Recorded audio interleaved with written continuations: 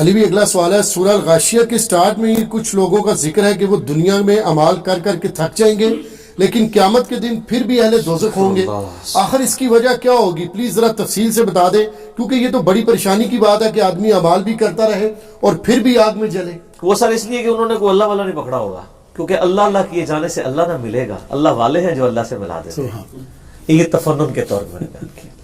اور اگر آپ کو صحیح معنوں میں دیکھیں تو اللہ والا ایک ہی ہے جس کو آپ نے پکڑنا ہے، وہ محمد رسول اللہ صلی اللہ علیہ وآلہ وسلم، true representative of almighty اللہ آن دا فیس آف ارتھ۔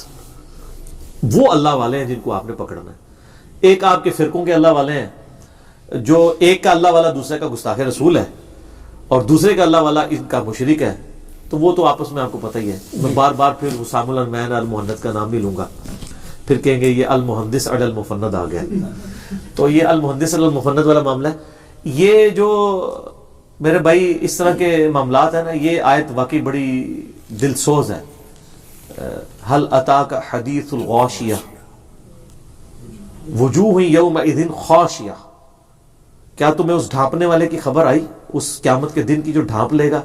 وجوہ یومئذ خاشیہ، جس دن لوگوں کے چہرے جو ہے نا، مجرم لوگ ہیں، وہ چہرے سہمے ہوئے ہوں گے، جن پہ خوف طاری ہوگا، کیونکہ ان کو اپنی انجام نظر آ رہا ہوگا۔ عاملۃ ناصبہ، عمل کر کر کے تھکے ہوں گے، دنیا میں انہوں نے بہت اعمال اچھے کیے ہوں گے اور اپنے ذوق میں یہ سمجھا ہوگا کہ ہم تو بڑے عمل کر کے ہیں۔ صحیح۔ تسلا نار حامیہ، ان کو جھونکا جائے گا دوزخ کی آگ میں۔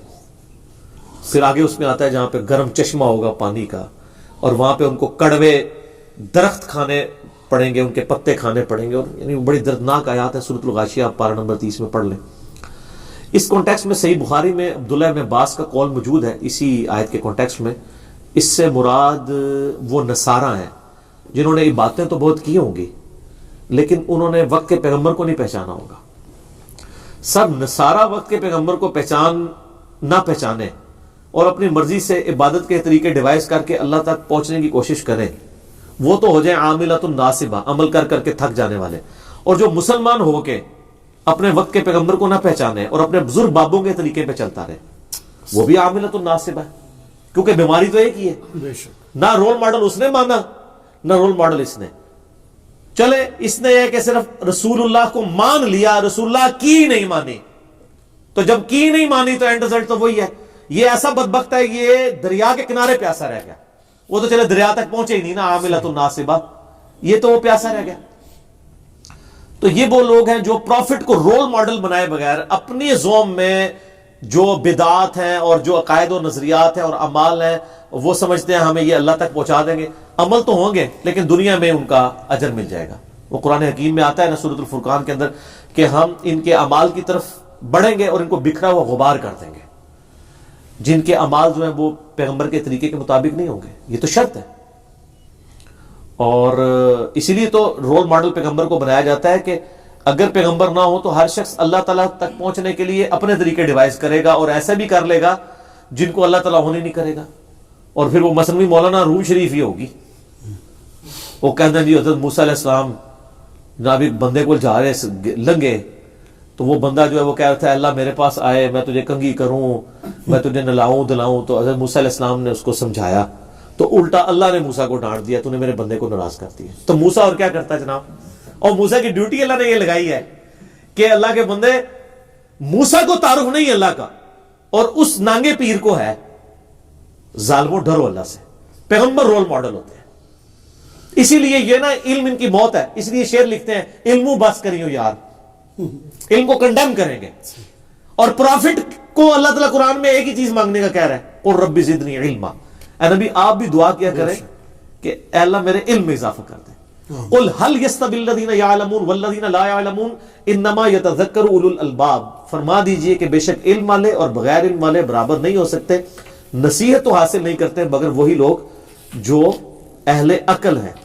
تو عشق دے چلے نہیں سر نمبر لے گئے، عشق دے چلے اتنے بھی چلے رہ گئے تے اگے بھی چلے ہی رہن گے۔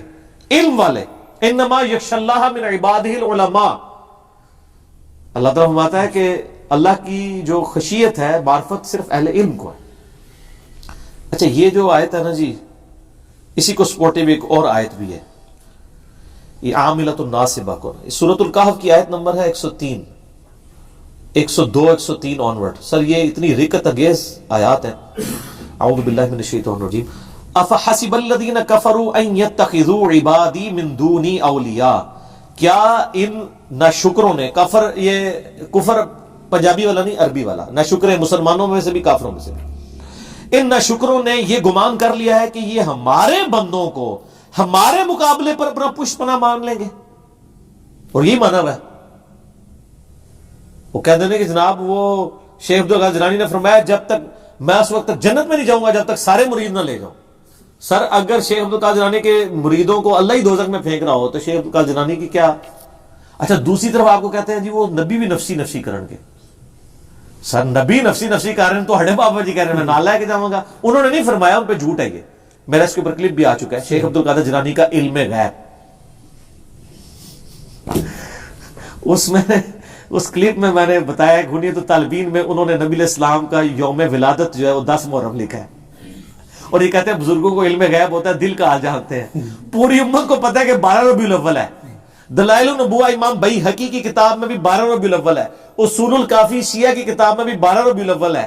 ہماری امت کے بچے کو پتہ ہے. چلو تاریخ کے اوپر اگر کوئی بھول گیا تو مہینہ تو سب کو ربیع الاول پتہ ہے. شیخ عبدالقادر جیلانی نے لکھا ہے نبی علیہ السلام کی پیدائش کا دن 10 محرم ہے.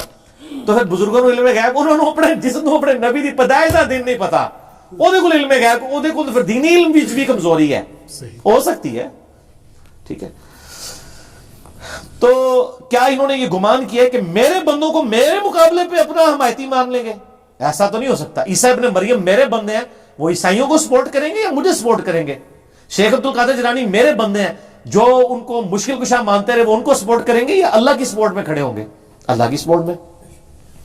بلکہ سورۃ الکہف میں آتا ہے کہ یہ اولیاء اللہ جو ہے نا، جن کو یہ پکارتے رہے نا، یہ قیامت والے دن ان کے خود دشمن ہو جائیں گے اور کہیں گے یا اللہ ہم ان سے بری ہیں. سورۃ الاحقاف آیت نمبر 4 ہے، پارہ نمبر 26 کے پہلے صفحے پہ.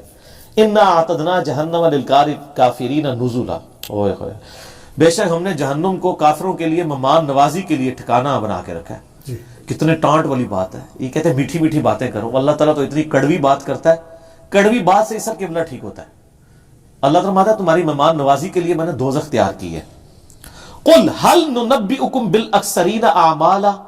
اے نبی سے فرما دیجئے میں تمہیں خبر نہ دے دوں کہ سب سے بدترین اعمال کن لوگوں کے ہیں. یہ اس کی ہی تشریح آ رہی ہے عاملۃ الناصبہ. اور ان آیات کے کانٹیکسٹ میں بھی صحیح بخاری میں موجود ہے کہ اس سے مراد وہ نصارہ کے علماء ہیں جو پوری زندگی نیکوکاری والے کام کرتے رہے لیکن ان کے منہ پہ مل دیے جائیں گے وہ، کیونکہ انہوں نے صحیح ٹریک کے اوپر نہیں چلے.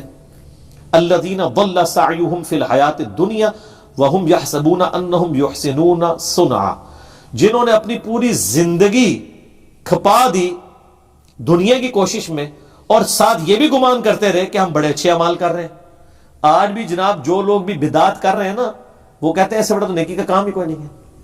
جو لوگ یعنی محرم کے اندر اپنے جسم کو چھریوں سے زخمی کر رہے ہیں وہ یہ سمجھتے ہیں کہ اہل بیت کی محبت کا تقاضا یہ ہے. لیکن اس عمل کا ان کو کیا فائدہ ہونا ہے؟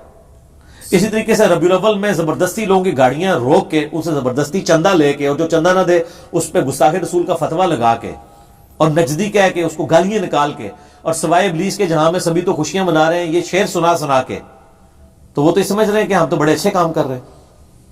اولئک الذین کفروا بآیات ربہم. یہ وہ لوگ ہیں جنہوں نے اصل میں اپنے رب کی آیات کا انکار کر دیا ہے.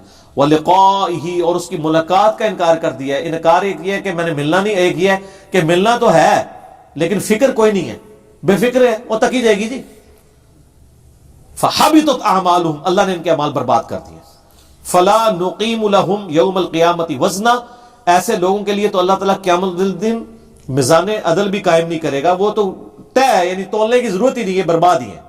ذَلِكَ جَزَاؤُهُمْ جہنم، ان کا بدلہ ہے جہنم. بما کفروا واتخذوا آیاتی ورسلی ہزوا، بس سبب اس کے کہ جو انہوں نے ناشکری کی اور میری آیات کو اور میرے رسولوں کا مذاق اڑایا. رسولوں کا مذاق ایک تو توہین کرنا ہے اور ایک یہ ہے کہ رسولوں کی تعلیمات کے اوپر عمل کرنا ہی نہیں ہے.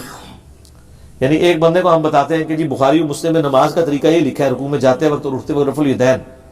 وہ کہتا ہے جی ہمارے بزرگوں کو نہیں یہ حدیثیں پتہ تھی. وہ میں نے بتا دیا آپ کو، بزرگوں کو تو بہت کچھ نہیں پتا تھا جو قرآن حدیث میں لکھا ہوا ہے، پھر بھی وہ کرتے رہے. تو آپ ان کو چھوڑیں، اپنی آخرت کی فکر کریں. صحیح، ٹھیک ہو گیا. جزاک اللہ.